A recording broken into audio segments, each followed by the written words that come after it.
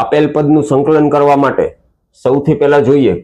સાઇનના કાઉન્સમાં આપેલું છે x² + 1 અને x² + 1 નું વિકલન થાય 2x જે એના ગુણાકારમાં આપેલું છે માટે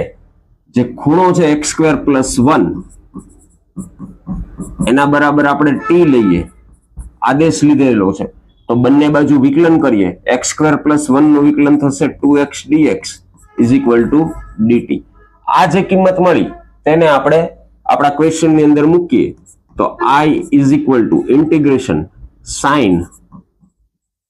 x² + 1 ને આપણે t લીધેલું છે અને 2x dx ની વેલ્યુ આપણને મળી છે dt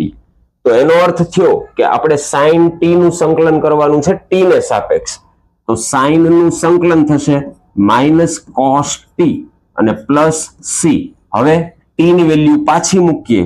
તો -cos t ની જગ્યાએ મૂકીએ x² + 1 + c આ તમારો ફાઇનલ આન્સર. Thank you.